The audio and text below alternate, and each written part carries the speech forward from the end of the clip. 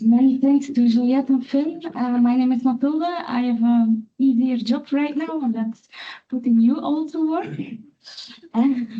So, like announced yesterday, the rest of the sport before lunch, we're gonna focus on identifying what's happening in Europe right now and what is the role, the potential answer of PHM Europe to that. And then in the afternoon, we try to make things more concrete from the theory to the practice. So the storytelling we did, we go in small groups, plenary group, back to small groups, back to plenary group. So a bit of cooperation is going to be needed, but let's see how we figure this out together. Does everybody has a small paper with a word? If you were early, then you got lucky and you also see my fantastic skills of drawing. If you don't have a paper, raise your hands. One here. It's reading today. Okay. Thank you. Great. Somebody who has the word health. I have one.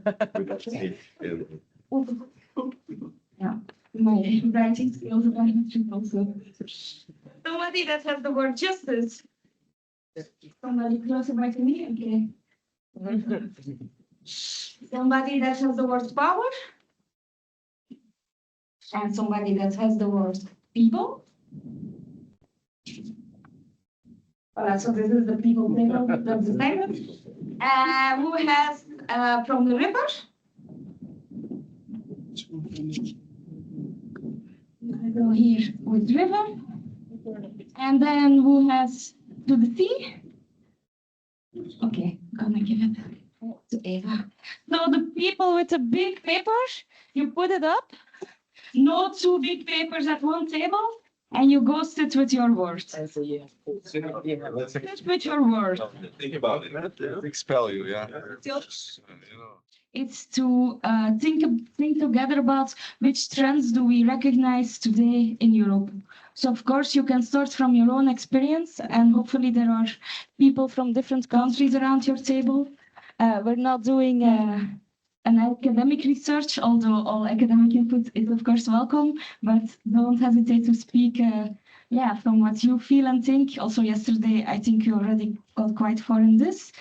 Maybe also identify if there are contradictions between countries or within countries. What do we consider as the core problems or challenges? Because yesterday we spoke about the fact that you're living in a polycrisis. And maybe in this one day, we're not going to be able to solve all aspects of the crisis. So if you get there, think about what do we find the core of the problem.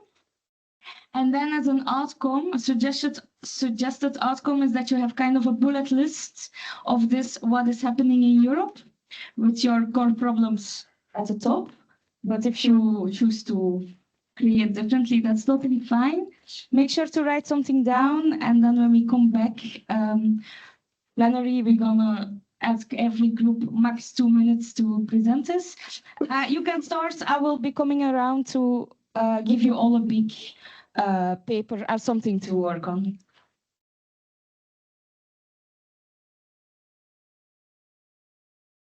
Basically, we have been speaking about a little bit in general terms, and we've been interpreting justice, especially around social justice. So about the main trends, what we recognize in Europe is a higher trend in militarization and military expenses, and the general neoliberal attack on health that means a lot of stuff. Like, for example, we're having a defunding on social policies. There's a lot of privatization around health, and more like worrying, there's a capitalistic and profitable view of health and services, social services in general. So now, like, for example, they're seen as something that needs to bring profit, and like the final outcome is money, is not like well-being of people. And then there's higher like far right parties that are winning the elections. But we noted that this is very much connected to the neoliberal attack. And maybe like decades ago, they were two very different things. But now far right and neoliberal are pretty much the same stuff. And talking about contradictions, we've been making quite a lot of examples. What we said in general is that there's no contradiction in the main political parties or view that is kind of ruling Europe, because they don't have the same narrative that we have, and they don't have the same view that we have. While for the people, there's a lot of contradictions. Like for example, people are sorry, maybe I'm speaking too much. People are complaining about the fact that the social and welfare staff are being defunded. Like, for example, lines are too long for going to the doctors, but then they cannot recognize in the left or in our narrative the solutions, and therefore they're gonna vote for right or for liberal parties, or even worse, they're gonna blame poor people that are poorer than them or immigrants for the issues that are actually caused by the elite. So this is a very big contradiction that is very harmful to our society.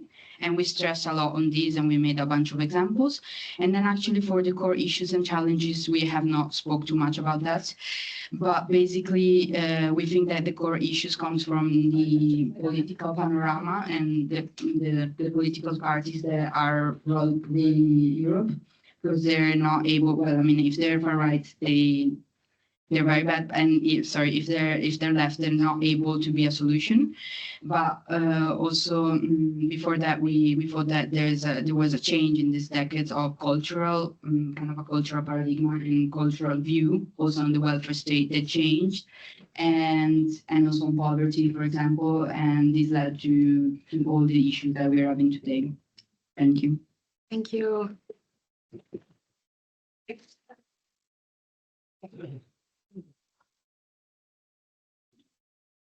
Okay. So we talked about different trends that were happening. What we see is that in general, there's an increase of hatred, fear, greed that has always been there, but it's now more enabled. We see more isolation, more racism, repression, and in general, as they were saying, also the rise of the far right. And so these are the big trends that we're seeing, together with like some core problems that are like deregulation, neoliberalism, and its over practices, and abuses of power, and the fact that there's a prioritization of certain forms of knowledge, and lots of epistemic injustice within Europe. But then on the other side, what we saw is that there were some other more positive signs that we're seeing. We see some signs of resistance and of resilience, resistance and solidarity. There are a lot of different innovative and alternative practices that are being developed that are anti-corporate and also guarantee a sort of horizontality and community participation that are also that go towards public benefits, public benefit, and yes, and so we answered all of the questions a little bit all together, and we feel that like one of the main contradiction is seeing like on one side all of the bad stuff and the bad trends, but on the other side seeing that there's also a sort of growth on the other side for other things.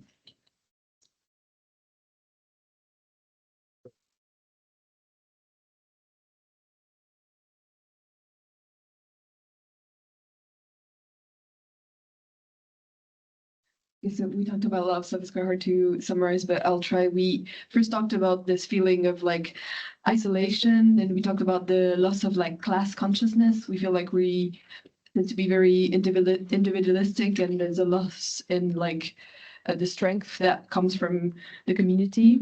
Then we told of sort of like the very capitalistic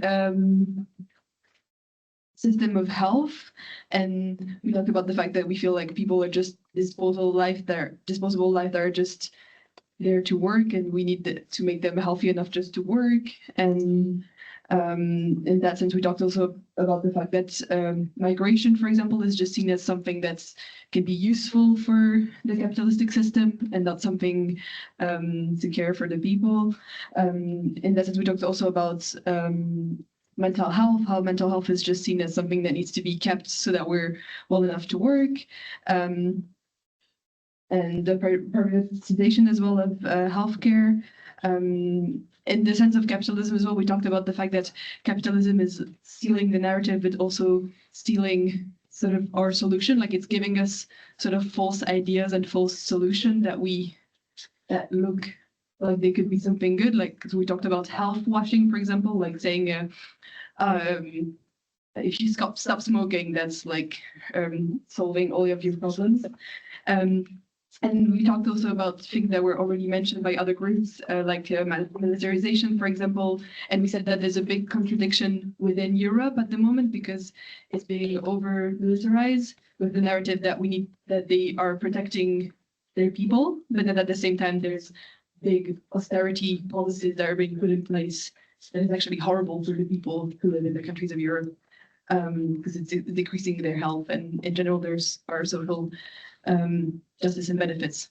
So yeah, I think that's all we talked about. Was this?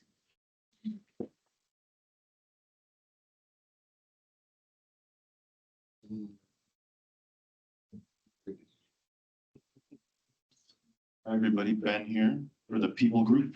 It's people group now. My word. The main themes for us that emerged, I think, were around disconnection, alienation, polarization on multiple levels. We spoke a lot about democratic backsliding, the rise of authoritarianism, quite a bit about tech, modern tech, digital tech, how we fetishize tech. We hate it, but we also endorse a kind of form of sort of religious techno-optimism that's disconnecting us from nature, from each other, from people who we maybe in another time would be able to disagree with politically, but in a not a disagreeable way. But now we see as less than human, people we can't even talk to. We're alienated from our bodies, from the planet, from our connection to nature. And one of our group members called this a collective psychosis, which I think captures it nicely. It's not an individual psychosis, it's a collective psychosis that we're experiencing. And a lot of this, not all of it, but I think we agreed that a lot of this is tied to our reliance on technology, which increasingly is sort of intervening or mediating our what would used to be authentic human connections and authentic connections with the world. We find that very problematic. With respect to division and polarization, we're seeing a rise of mutual hatred and a lack of mutual understanding. That's on multiple levels. For us, we talked about just this lack of mutual understanding and mutual hatred between the left and the right, but it's also true between countries, between ethnicities. And this is sort of militating against our capacity to have solidarity and collective action to solve our problems. We also had a really moving anecdote about how this digitization of everything is actively disconnecting us from our health systems, even when they, in theory, could work. They're leaving people behind, people who are not perhaps not able to use digital technology in the same way that maybe some of our young people are. And folks are missing out on care that they're entitled to for that reason. Yeah, and then just okay, there was a very important point about information. A lot of this is driven, everything that I've just described, driven a lot by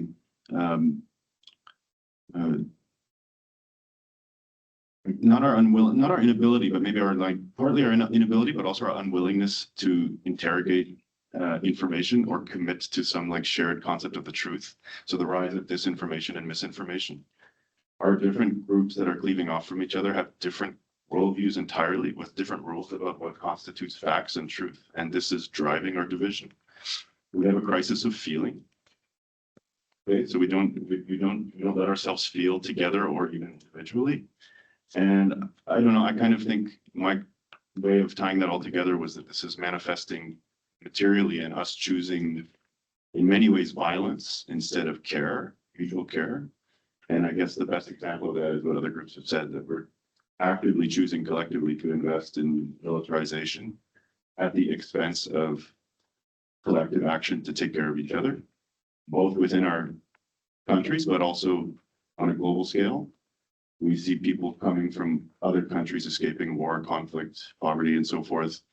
And our immediate response is to see them as invaders and not see them as people that we can break bread with and provide shelter to and so forth. I hope that was somewhat coherent.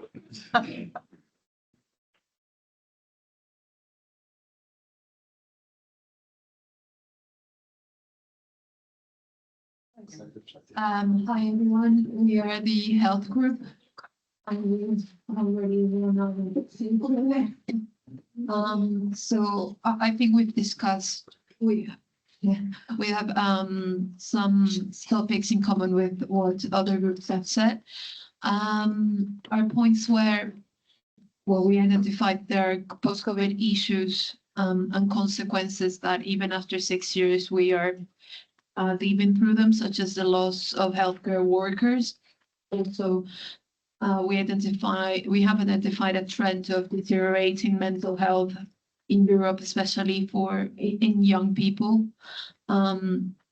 There's strikes generalized in our countries, in the UK, in Italy, and other places that we feel is gonna be a more recurrent topic as well, which is tied to funding slashed and resources cut, which make health workers have to do this while trying to also tend to the needs of the population. We identified there's inequitable access to healthcare services as well, and this notion of necropolitics, that there's one, I think it was this group that mentioned that there's a focus of keeping people healthy, but just for the they can go to work rather than, you know, which is deserve to live, basically. Privatization is a very big issue that we discussed, and how you know, despite the long queues in waiting and whatnot, but again, it represents a barrier of people that those who have money can access better health versus people that rely on national NHS, for example. They're kind of in the back of the queue. We also discussed tech barriers. I think there's a model now to kind of put everything in online and access services through that. But there is a part of a population that is not tech savvy. So we feel that it's actually a barrier that rather than a means to get good healthcare. Also issues about data, personal data, data mining versus data sharing. And we also pointed out that there should be a democratization of the studies, and also demonetization, as there's some, for example, big pharma that influence education and CVs and what people can learn. So I think we go back to creating a new narrative that Finn was mentioning earlier, and an over-reliance on the biological model rather than a social, more all-encompassing healthcare that we need to drive away from. Yeah, that was our group. Thank you. Thank you so much, everybody. It was foolish of me to even think to limit this to 90 seconds because it got way too interesting. So didn't want to cut that short. Okay, I'm gonna try to do something risky and try to come with a summary. So a summary has no goal to list everything again, but maybe it's also a way rephrasing what I heard, and then we can see if it was also what you heard. I feel overall the groups that actually in all groups we see that we indicate like the material facts, what is happening with our economy, with the politics, how are we being treated, but also the things we see happening on a more ideological level, on the level of the consciousness, of the level of the narratives that live. So a bit like economical based and ideology. I feel You mean austerity and then capture of narrative? Or and would you like to? no, it's just I'm trying to understand. Okay, no, so I try to expand so that and then within this economy, I feel indeed as austerity has been mentioned a lot, also the neoliberalism. We started with the fact that the elite has a lot of power, too much power, and I feel this is something, of course, we see in all levels of capitalism, because that's kind of the point of capitalism, the elite ruling. But as many of you mentioned, that now within the neoliberalism, we see the austerity augmenting, the attacks on the people. Like also a few times we heard like people are pushed to be here to work, not to live. Like there has not been cared by the elite about how do we live, how good do we live. The rights of the far right, the augmentation of militarization. I'm looking on the paper now, the impact also on health, and that comes back to we don't care about the well-being of people. There's being cared about how do we go along in the workforce. The impact of technology, how not everybody can access it, but also how it's used to create even more alienation from ourselves, from the planet, from each other. Division, I also feel that almost every group has mentioned this. So now I started with the economical base and I'm making my way to the ideology, where I feel a lot of groups have mentioned like the narrative is not on our side. Maybe we should reclaim the narrative is kind of what I heard in that. So I think that maybe I give the floor to people who say, yeah, now in what you said, you really forgot this or this. And then from there, we go to the second group discussion, like what should be the role of PHM? And then, I do that later. It's a good summary. Okay, Sarah, nice, thank you. Somebody would like to have the mic.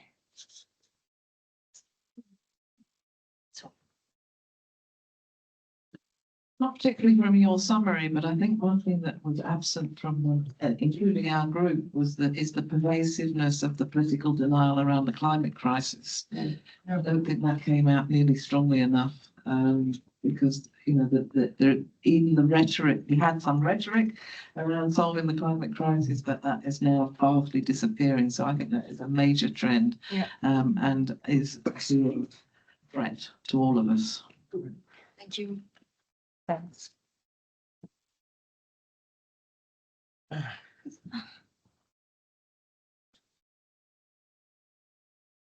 not sure where this fits, but it goes back to sort of the issue around knowledge and access to information. And so one common thing we have across the world is education systems. So we have universities, we have schools, we have and these areas are being depoliticized in some ways. Where there are protests, they are being, there's violence against those, or people being arrested. So there's an extent to which there's a fight back. Yeah, when we were saying this, there was a focus on negativity, which is understandable. But if you look at the huge marches that have come out against, what the genocide in Palestine, if you look at what people are doing in the States just now, self-organizing against ICE raids, if you look at, the vast majority of people, I believe, are still motivated by love, but, have a vision of a better world, and one which is not driven by militarism. And maybe that knowledge needs to be focused around this extreme wealth And the fact that when they talk about 5% GDP to militarisation, what they're talking about is extra profits to some of the most powerful companies. So that kind of knowledge, which is decentered within our education systems, that is an area of protest and strike that maybe PHM needs to look at more. Thank you. Okay, thank you all so much. And for the next, of course. Yeah, so I think we discussed it, but just I feel that racism and imperialism and the neocolonial agenda, like it's in there, but it's not explicit enough, and I think we should, in our conversation, make it explicit. So I just wanted to Do you think we can connect it with militarization? Yeah, so now militarization, genocidal violence, and border violence. But I can if you have a Racism, I would. Okay, so the proposition is to add imperialism to point 2, where we have militarization, Genocide. Yeah, but like genocidal violence, thank you, border violence, and now imperialism, or for us, anti-imperialism. We will, while you're in the next discussion, I can put this on the slide or bigger on the. Okay, so I invite you now to look to the group that is closest to you. So it's those two, these two, and the two in the back. And then on your paper, most of you also have a star, and that star has a color. So what is kind of the goal now is that you mix the two groups, and green is the table and red is the table. And if you have no star, that is, so you have a red star. Yeah. If you have no star, you can pick because you have No star. No star. no star that you pick, you self-organize, that's a stable for Do what you want. Over here. Star, red star, yeah, but red star. Okay, so you mix with this table. This table and this table mix. Right table and this table mix, and you throw in the bag. I don't know. Democratic. You mix, the table mixes with the table. thank you. I'm more of a. You're coming. Oh, they're coming. Okay, so I think here we have the green star Yes. for justice and power. Here there is the red star for justice and power. Yes, green. Yeah. Anyone? Where's green? Where's green? Creating a Een beetje te mixen. Okay.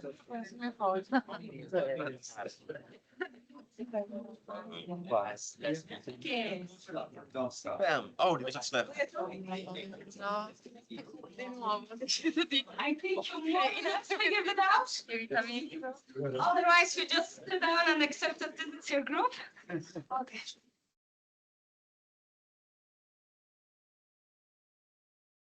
Okay. The invitation is, and I'll give you a paper later, is to discuss now how should we as PHM Europe respond to this problems. But already in your presentation, I feel there were already quite some response, like also the solidarity movement is growing. So what we could speak about is what strategies, what teams, what coalitions, or even very concrete forms of actions could we do. So feel free to be more on the side of big strategy, or no, we want to go into the tactics, you have a concrete idea, everything is welcome. Come with things that you want to discuss in the afternoon. So the idea is that we will go from what we discuss now into groups in the afternoon, that you can pick what form of action strategy you would like to discuss more about. And the proposition is that you come with maximum 4 concrete things, because we don't have endless time to that, unless you want to do an occupation overnight. No, sorry, it's not true. Is that okay for you? I bring out big papers. Should we name the one time more or stickers? Would you want to do that? Yeah, just short what I understood of the themes that we just discussed. So one, as theme, the power of the elite, austerity politics, and neoliberalism. Two, greater relating to genocidal violence, border violence, and anti-imperialism. Three, politicization of health. And commodification of health. Four, rising to far right. Five, tech. Six, alienation, division, and loss of collective class consciousness. Seven, climate crisis. Eight, racism and health. So just to form your discussion. Answer the question? This is for you. 15-ish. 15-ish.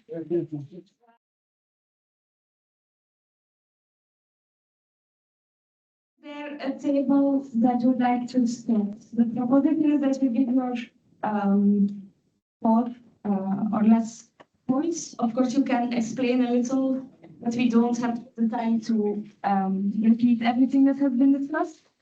For in the afternoon, just so you know how it looks like, we will do in the afternoon 2 rounds of discussion.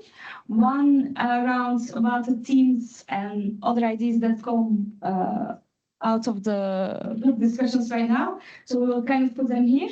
And then the second round is more on organizational stuff, overlapping stuff. Yeah, so if you look at the themes, I don't know, it's not quite like this, but if you look at the themes of vertical structures with collaboration between each other, there's also like cross-cutting structures. So education is something where we need to kind of merge everything together. Or if we create external communication, then that's also like a horizontal structure. So the first round would be more thematic strategies, actions, if any. And then the second round would be more cross-cutting themes. We can do that. So if your proposition ends up here, it's just that it's a more of an overlapping thing and it will go to round 2.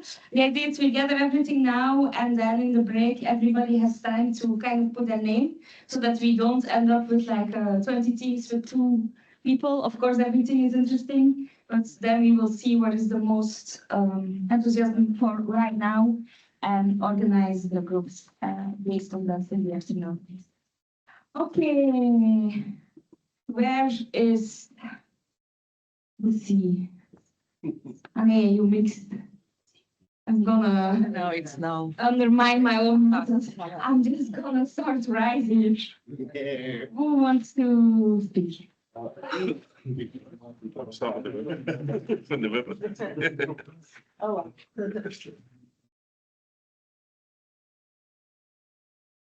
Hi, everyone. So we had a very within sort of discussion of what we can do. I'm going to just touch quickly. So one of the things is that we should come together and reclaim both the digital and physical space. So digital not to be controlled by the powers to be, you know, by Elon Musk et al. Was empowering the collective, not the individual. So solidarity among people, but among different movements. One other thing was we should also think about the language. So it's a provocative one, how we communicate our messaging philosophy in a way that is authentic, true to our principle. The language is important. You know, how do we communicate? But also that's our languages have to be welcoming. So the access skills that, you know, people who are interested with our movement can join without much hesitation. They can learn as we go. Inviting to would-be allies across class, race, age, nationality, and status would be good. So because the intersectionality of our grouping, and I like that writing at the top, foraging as resistance. So foraging for resistance. I think is our final. Can you explain this bit? Thank you. Sorry, hi, it's kind of literal. So foraging as resistance, getting to know our local indigenous plants and things, coming together to discuss them and find them. I was describing how I've done this with my daughters over the past year. One's 16 and one's 26. And despite it, they have enjoyed it. They've begun to connect with their environment. It creates respect. It creates a safe way to relate because you're concentrating on your surroundings, not the people you're in the group with, but you are in the group. So it's, yeah, so it's been unfolding for us as a family over the past year, and it seems very accessible. It's not expensive. Forest. Foraging has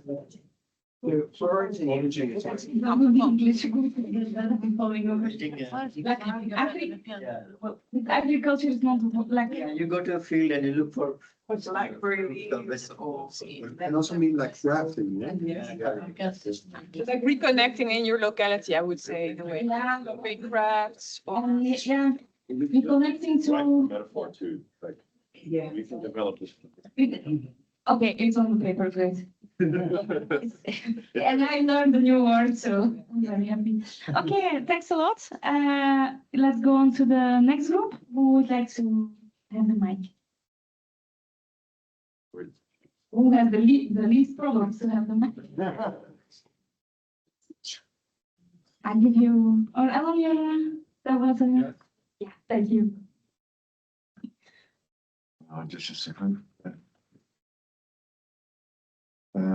Our first point is PHM should take on this role of fomenting popular education as its main focus to fulfill its purpose within the ecosystem of civil society organizations and movements. And also amplify Comrade's efforts, so across Europe and beyond. And finding synergies with other organizations and activists and academics, etc. Also foster open spaces for dialogue. We agree that's part of education in general, but it's an emphasis on education through dialogue with even slightly different or very different opinions and to find convergences and synergies. And it's directly related to the idea of going really grassroots because people all agree with what we have to say. And finally, and very concretely facilitate exchanges between commerce on a global and European level. So how we can go beyond of specific trainings or meetings, but try to put people in contact. So maybe you are starting your career as a medical student and you can contact with experienced medical doctor in other country who are also part of PHM and exchange. This is the main idea, how you can exchange experience. So that's it. Are you, like, do you want public pharma as a theme this to be discussed in the afternoon? As a, what I don't mind. It's not the result of a. For activism. That's for the kind of nobody takes it. No dialogue for. Yes, do we have a volunteer here? Yeah. Do we have a volunteer here? Yeah, so we had a good discussion. I think just to break it down into 4 broad quick points. Public pharma did come out of our discussions, and then we had It's the same. So having more information on how it impacts health, and then education. So just getting more information out there, and informing and educating people across Europe about all the different facets of health, all the social determinants, to help like community build in a way, because we need to link between other groups. And then lastly, visibility. So how we spread our message, and finding different ways around social media. So doing more of what Feel and Rise was demonstrating, and then also maybe using traditional social media just to get it out as wide and as far as possible. Thank you. Just clarification, we link the education with IPH2 because it's very concrete. It's yeah. Yeah, This would we be- felt the same. And there's what we propose, so we will merge them. Yeah. Yes. Okay, for you, Julia, to your Yeah, No clarifications needed. Great. Is there a volunteer here?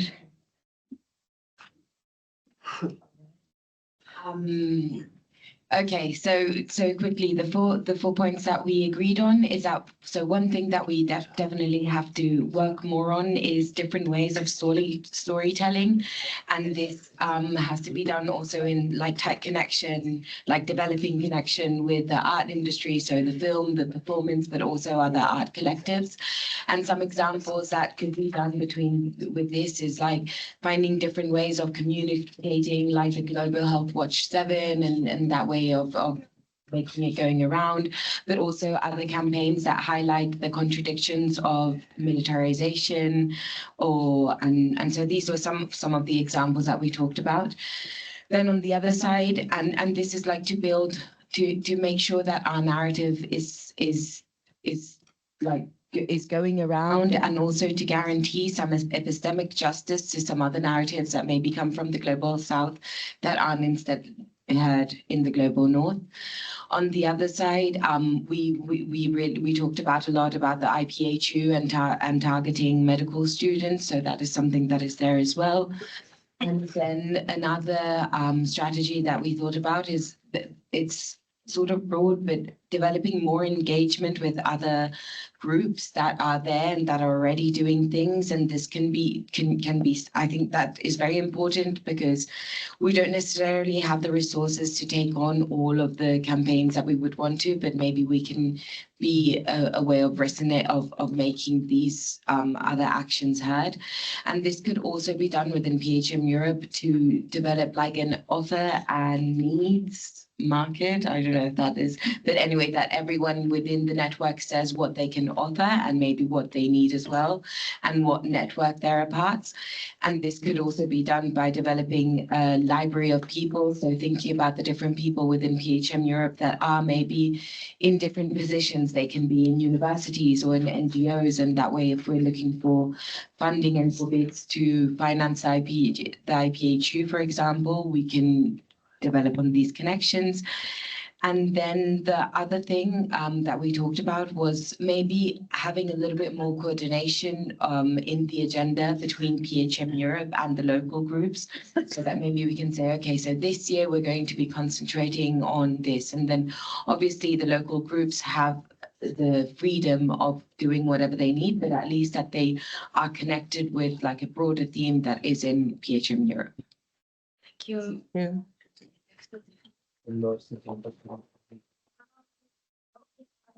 Yes, I will ask like clarification. Okay. This table or more tables left? Taking it. Yeah, so what we discussed is largely overlapping what has already been said, but we emphasize a bit on how PHM could play the role of connector in spreading the actions already happening. So if any local group does anything like whether it's civil disobedience, a strike, a demo, public letter, whatever, that it can be spread throughout PHM to learn about it. And so we can also use it as inspiration. We also discussed how we could use the privilege of doctors and of healthcare people to use their position to make some position more mainstream around militarization, around budget cuts, or whatever.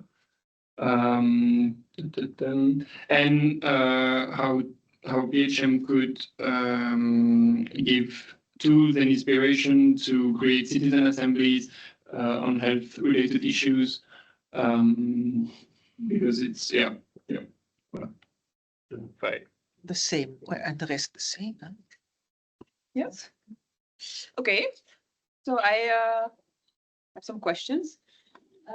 So we are very much into the cross-sectoral themes, which is logical because we're also a platform, and I guess in the regional level, that's our strength. So we might put some themes here from the cross-sectoral to the first round. But I also wanted to ask, because now in these themes, we don't have the right to health or privatization of health. Is that something you want to discuss this afternoon or not? Because that also seems that we're a player in that field.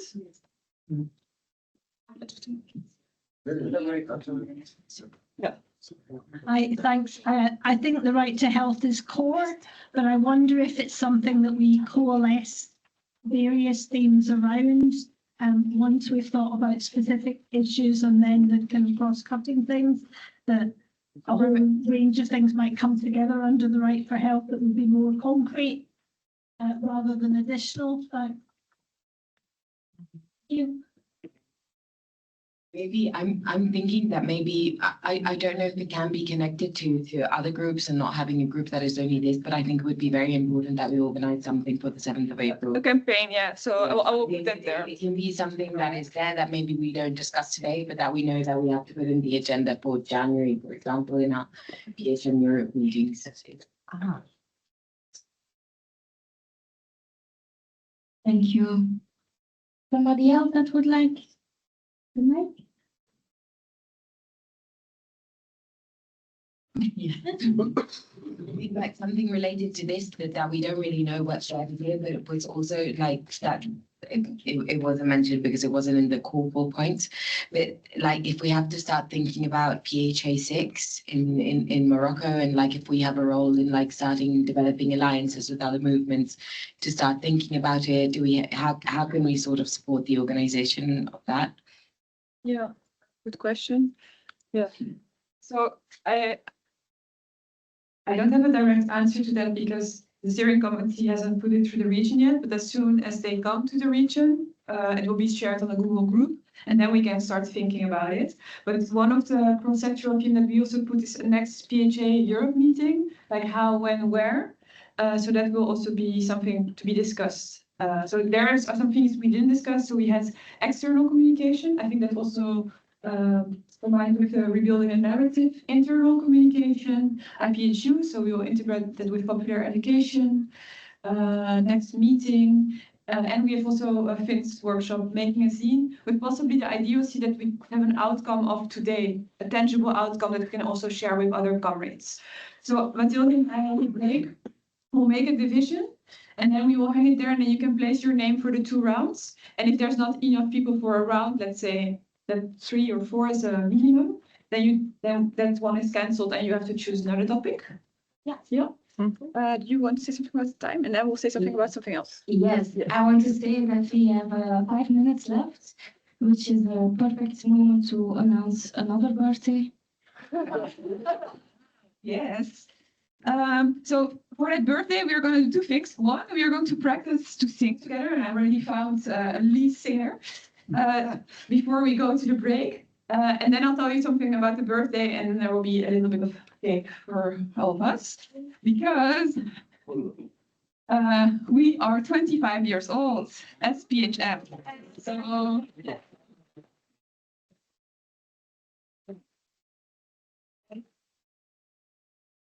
the first birthday cake of the year in Sri Lanka with many comrades from all over the world. The newest generation of PHM people. So I think it's also time. It's also important to celebrate the people that have struggled before us, and that we're building on something much bigger than ourselves. I always say PHM is the story of a lifetime, or struggle is the story of a lifetime. So that's also what we celebrate, that we come from somewhere, that there have been 25 years of this, and that we're building on that. And then, can I give you the mic? Yeah, of course.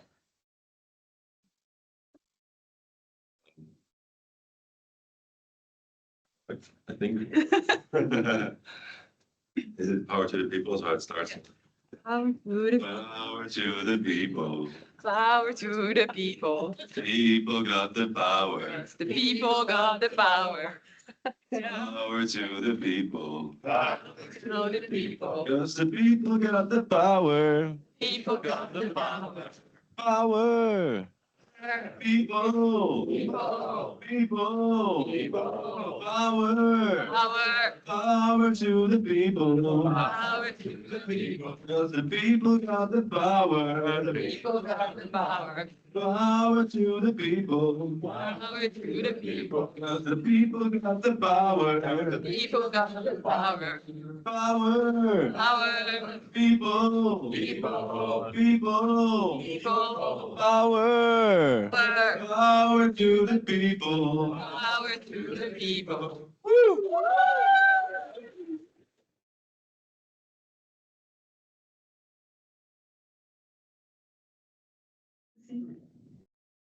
Okay, shall we do the round of all the big plans that have been made?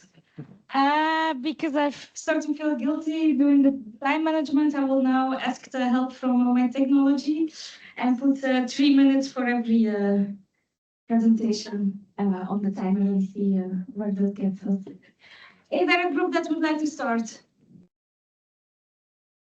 Okay, not too many people at the same time? Okay, I feel I'm doing different things. So the group that's all about popular education and the IPHU. Fair enough. Yes, it's clear. We were trying to think, what could we organize within a year? There's certain topics that came to mind, such as the decolonization of global health. And if we would organize an IPHU, it would definitely mean that we would need to set it up in such a way that lived experience is the struggle for help is included. So how we would set it up is by creating an IPHU about a certain topic, for example, decolonization, and then include the people with the lived experience as part of the course. And we haven't really thought of who's going to do this. We mostly thought about the how, and that we could probably make it happen within a year. Then we would set up such an IPHU course and launch it within a year. And then the second thing that we came up with was to have a course that people could commit to that are not familiar with PHM. So you would have an understanding kind of what Juliette was doing in 10-15 minutes that people could apply to, and that would be also part of IPHU. You could just apply to on the website and get a course from, for example, Juliette or from Ben. And then the third thing was we'd like to, well, Gabby and I already kind of committed to this. We would like to create a IPHU, a People's Health Movement Organizers Toolkit. So for each local group that would like to start a PHM chapter, you have the toolkit, and then you have one facilitator that kind of moves you through this and helps you. And this would already kind of create a connection with the bigger PHM groups. So whenever a new organization would like to start, they could start the toolkits that we would love to develop in, let's say, what are we saying, 6 months? Yeah. 6 months. Be feasible. Yeah. 30 seconds. Both lovely ideas and timing. Maybe tonight I already saw some people doing it to add a sign to our vocabulary that, like, if you like an idea, you can go like this. If you go like it very much, you go like this. No, in general, this maybe it seems stupid, but it does help a lot to read the room. Because, like, from the facilitator's perspective, I see somebody speaking and everybody like, and that doesn't really tell me. Maybe everybody's thinking, yes, best idea ever. I don't know, but I cannot see that on your face. So it does help to just indicate for us to know a bit where the enthusiasm is the level. Okay, thank you so much for the first presentation. I give the word to somebody from the imperialism group.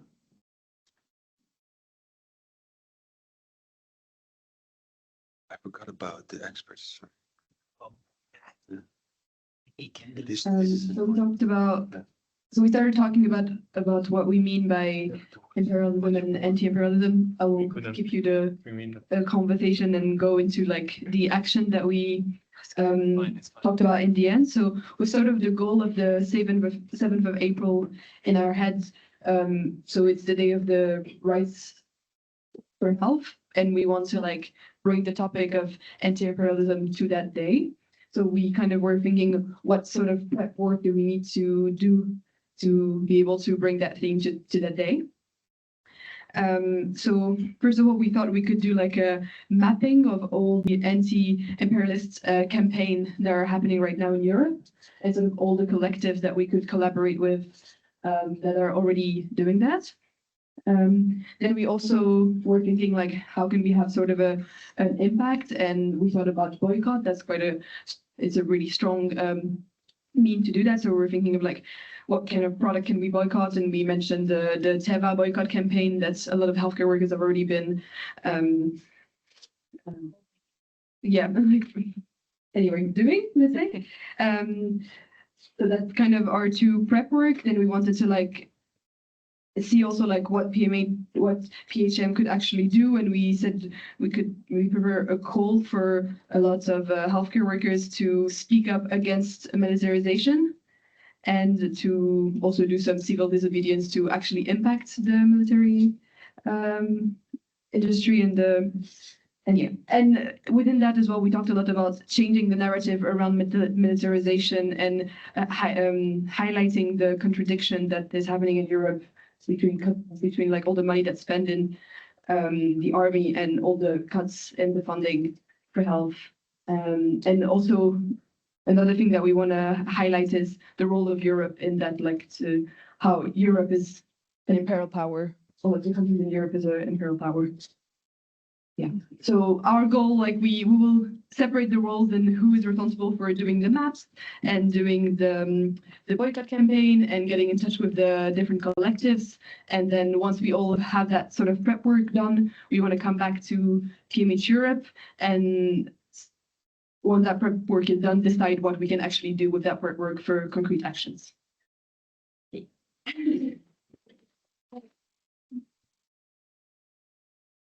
Thank you. Moving on to the group that worked around reclaiming the narrative.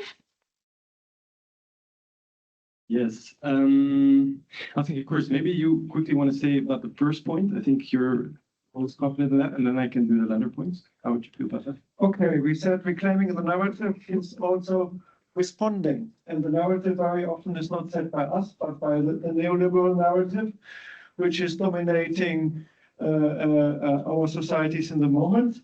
And we had a very concrete suggestion to PHM Scotland to respond to the forthcoming global health event, which is going to take place in December.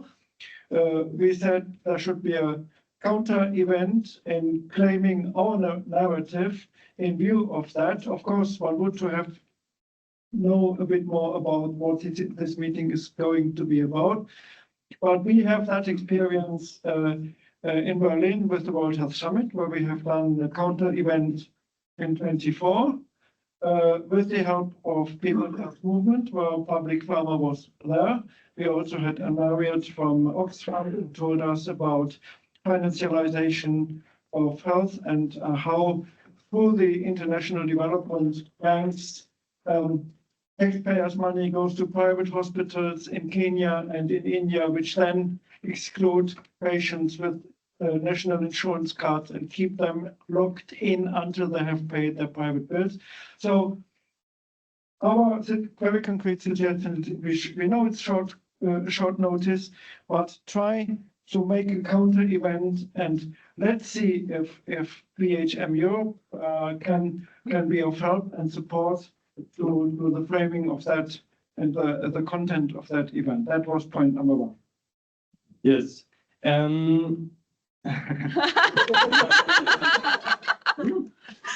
and for the rest, we mainly talked about a few other things. One is internal communication, that we want to indeed like share better our resources, our learnings, our experiences that happen in all of the local context and learn from each other across like internationally. So we want to set up some kind of online drive, Padlet, whatever it is, to kind of that people can upload photos, writing, perfections, learnings to that shared drive that everyone can access and can upload to have this kind of shared learning experience.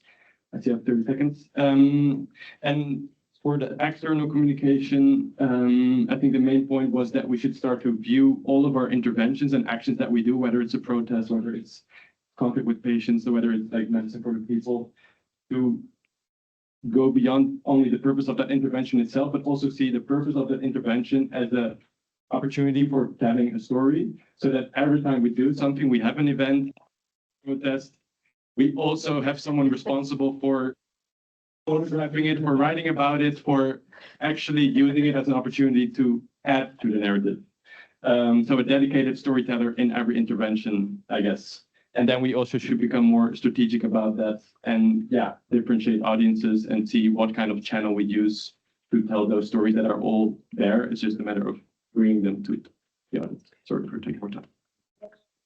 Thank you so much. And finally, let's see what the Public Pharma Group came up with. Yeah, so Public Pharma has kind of been going for a few years now, thanks to Ellen. And so we kind of broke it up into the stages of what has been done and what we want to try and do within the next year, 2026.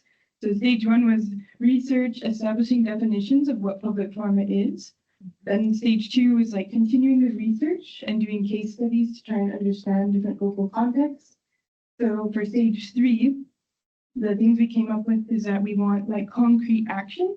So the main points for doing so would be building group knowledge of public pharma. So this can be done through IPHU. So we want to make sure that more people have access to this education, because you're going to build more understanding of what public pharma is, so that people will be motivated to participate in helping see it through. And then we want to investigate and define the levers for implementation, so that we can start seeing what big pharma has done. And this can be done through different case studies to try and pinpoint those different things for focus areas for our work. And then lastly, building political power through action and clear plans to develop links. And so this could be captured as like alliances. And there's already other groups working on public pharma, so we need to be better at reaching out and connecting so that we can have a combined effort to do so. And so where this could happen could be Scotland or Italy or other countries in Europe that have strong PHM groups that can be kind of teased out throughout the year. And then who, obviously PHM Europe and the Public Pharma Coalition. And then, so these are the things that we want to check in after a year to make sure that we've hit those points, they're concrete, and we move forward.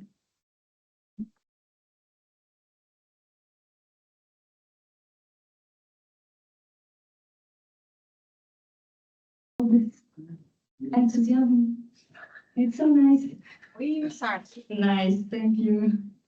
Okay. We are the nerdy students. Okay, Okay, first, wait, let me put your timer and let me write down what you said. Okay, 3 minutes, go.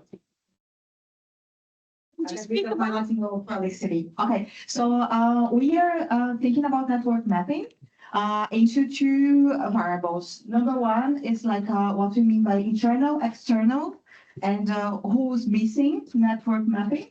And another layer has to do with what are the priority axes that have been discussed across these 2 days. In terms of concrete follow-ups, we think that we should start by the internal side, because it means that we have capacities, we have networks that haven't been mapped still, and we think that by starting with this, we can also find ways of prioritizing which networks can be into our strategy to be addressed. Another point of this is actually working towards a database that can be used internally, but also shared. And of course, we need to go through this and put our thoughts in terms of security, data protection, and protecting the safety of our colleagues as well. But we thought that a good way to go about it is actually going towards contact points, like having people inside our networks that can be the bridges towards certain organizations that we establish. as priority for us. Also, I think we've been talking about this as a living project, which means that every time, for example, that we may have a regional meeting or we have a concrete project to go through, we can come back to this and think about how to better address. So some points we discussed here that have been discussed these days were like across climate justice, anti-imperialism, popular education, housing struggles, social clinics, transfeminism, public pharma, and digital tools. Finally, we would say that it's important to frame the best way of how to present PHM, because we have different narratives across it. So we thought about like maybe working towards a kind of a communication toolkit in a lack of a better expression, and think about how we approach people and organizations.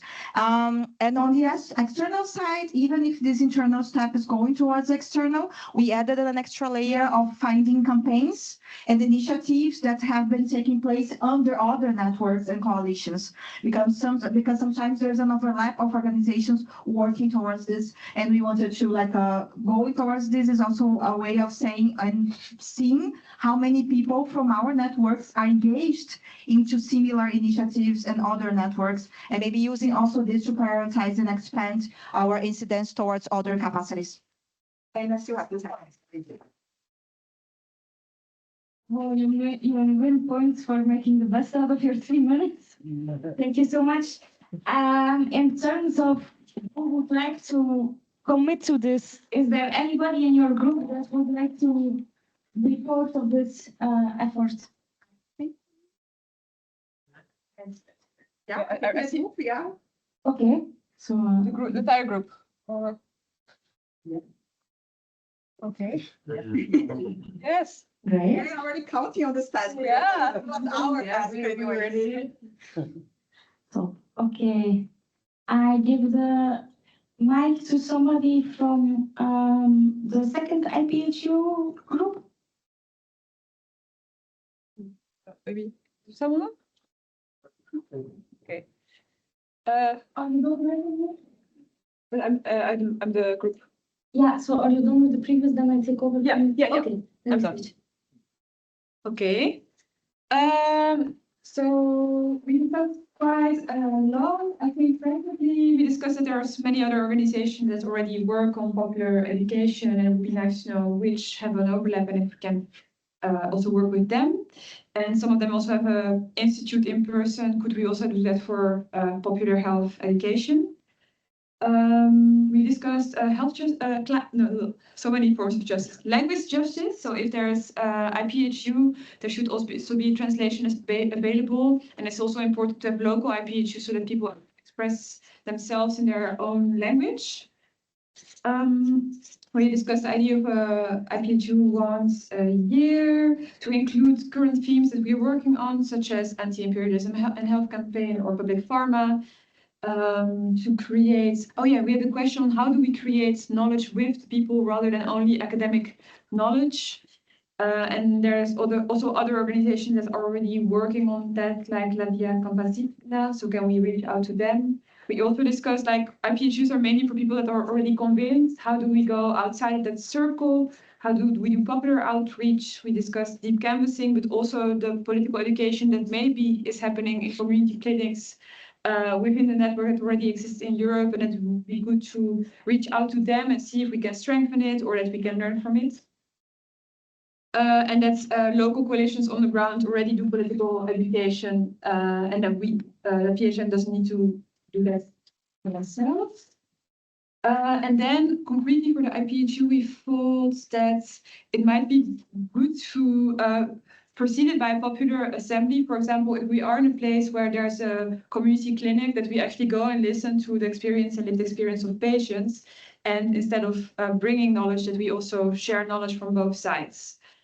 So concrete to do is, well, the organization of an IPHU, possibly in Italy, we don't know, to seek for popular education methods and to map existing educational initiatives. And can you have organization IPHU maybe in Italy, and then what was your? To see what kind of popular education we want outside of it, and mapping of existing educational initiatives. And commitment we didn't discuss, but I will commit. I don't know if someone else wants to commit to something you wanted to commit. Yeah.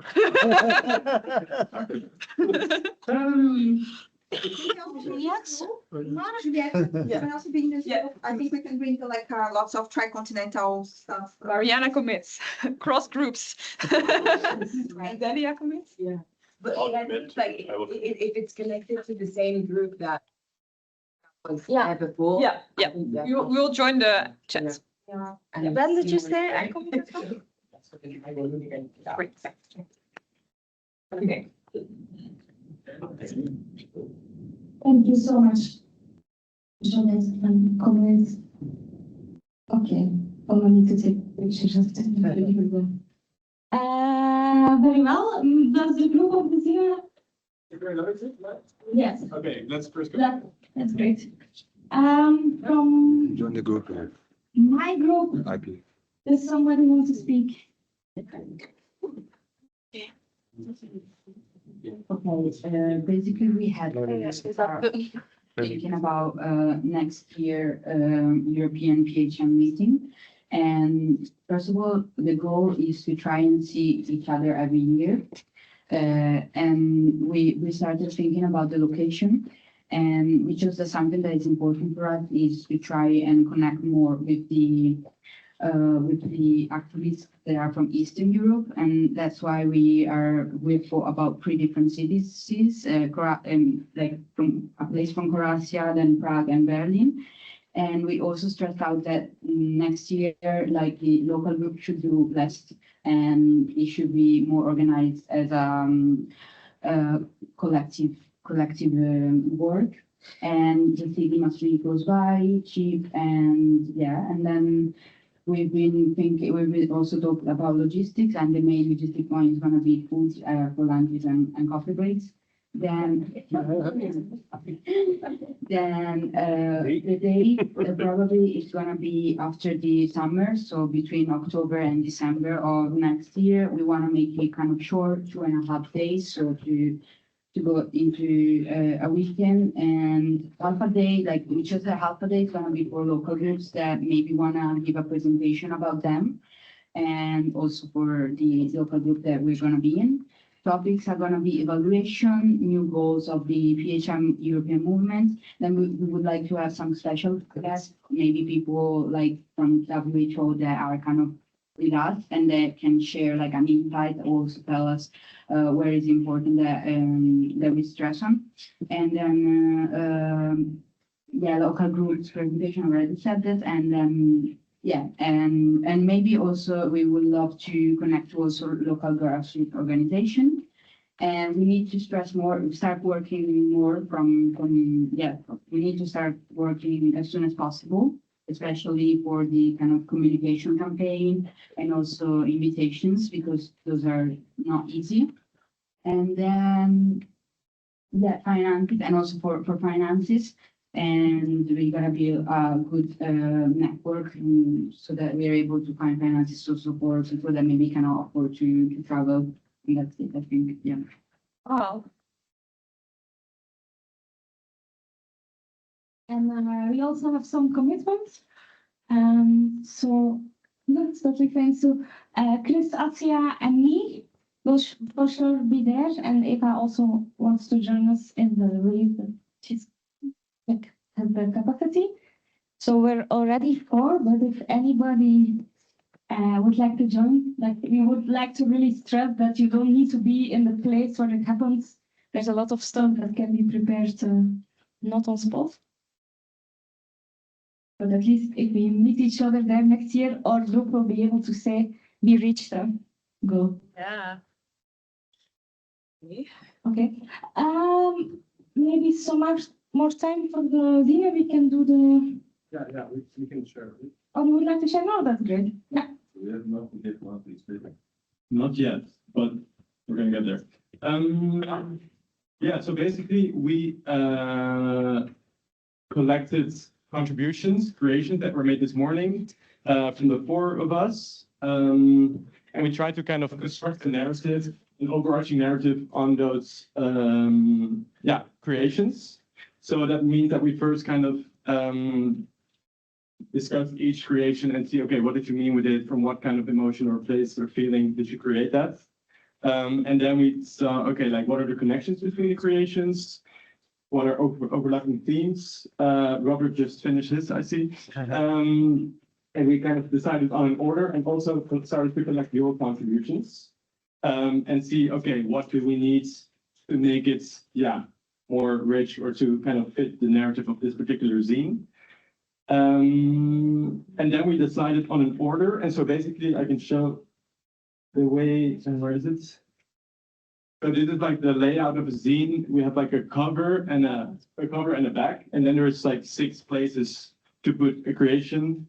And then we scanned it.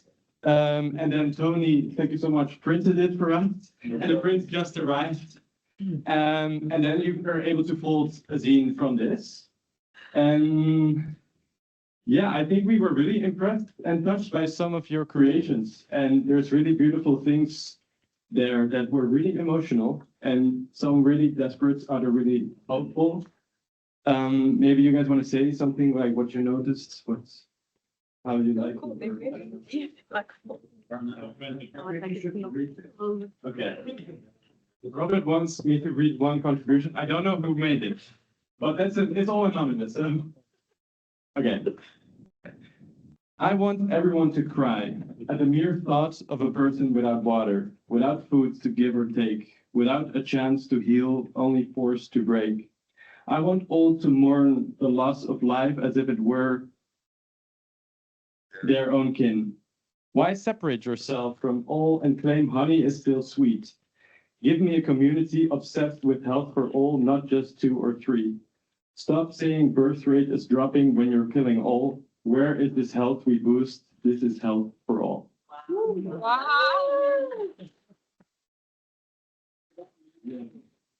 So I guess this shows only 10 minutes and people create the most beautiful, touching stuff. And by collecting it and putting it in a zine, it becomes a co-creative process. And I think it's really beautiful. And my suggestion would be is that you all get a copy and fold a zine, and then we can all take one home. Yeah.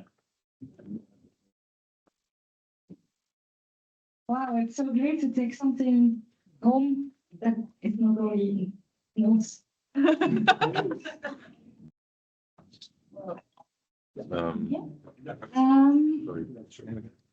we're going into the final 20 minutes. The idea is that we will go over one more time the complete ideas and who wants to join what. And then we have some closing words also about practicality. So don't leave the room too early. So for popular education and IPHU, we already wrote on Matteo, Ben, Delia, Juliet, Mariana, Gabi, and Robert from the first round. Is there anybody that would like to join? It's not in the WhatsApp group and not here. What happens in that group as well? Oh, then it's okay. There's already a WhatsApp group. Yeah. Okay, so. Yeah, my phone is there with the QR code. Ah, great. You can share it in the WhatsApp group, then it will. So people that want to join the IPHU group, it will happen through, like you will get into WhatsApp groups, especially for this, and Robert will make that. Okay, that's super complete. That's great. And then for the group around. You start this one. You were supposed. Wait. Yeah, that's not. Let's do the scene folding after. So. Fine. We will see folding after because otherwise. Bye bye. So for the imperialism house and the link, okay, so the 7th of April campaign, we already wrote down Juliet, Yael, Mariana again, and which is great. It's like it's so negative, but but that I'm already used to.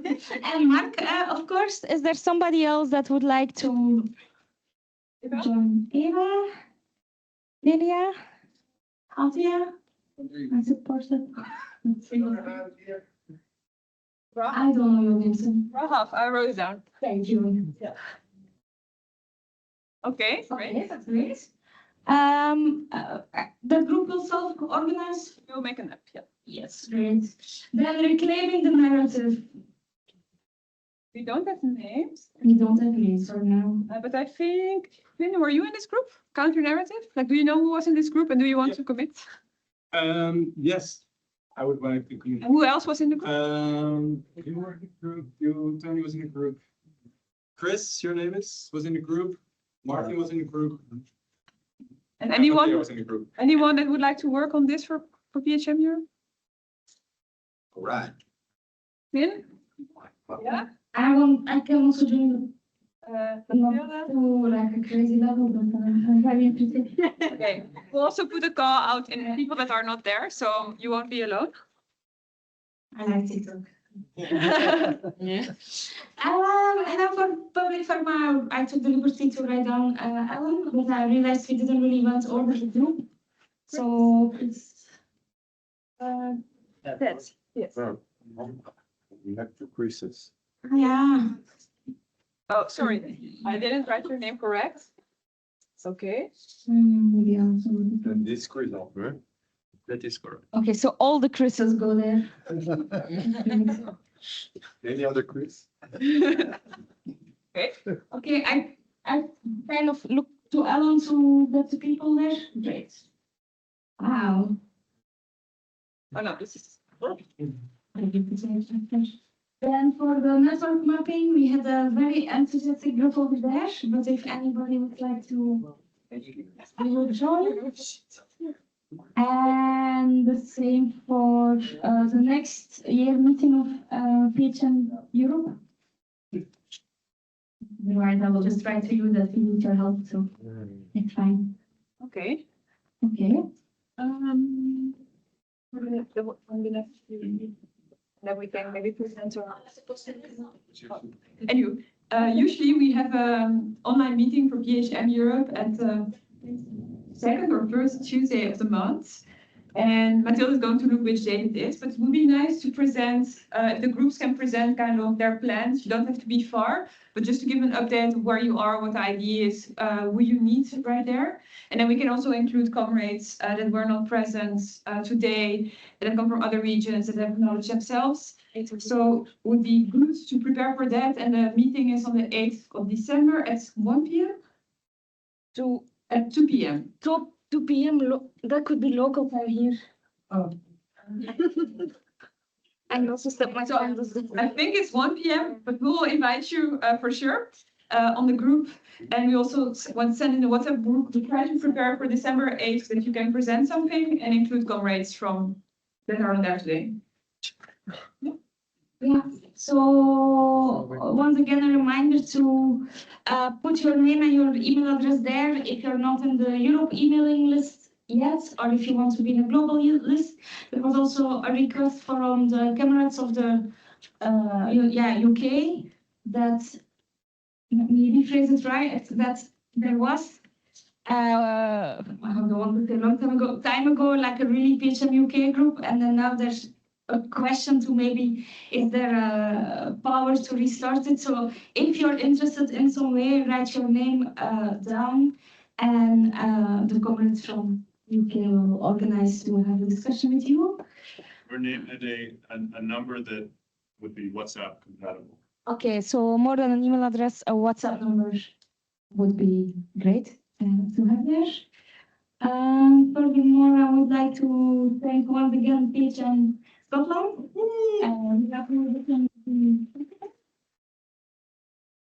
I wanted to actually call up Tony, but I guess that shows that he's gone again.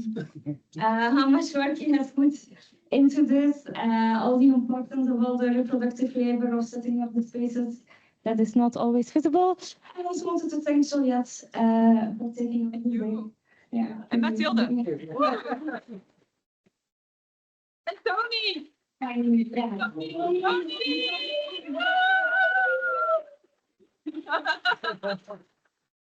So see you in 1 year in Croatia, Prague, or Berlin. And there are some final organizational. Oh no, I wanted to chat. Yeah, chat. Okay, what do we want? Justice. What do we want? Justice. What do we want? Justice. When do we want it? Now. When do we want it? Now. We gonna get it? Yeah. Get it? Yeah. We're gonna fight for it? Yeah.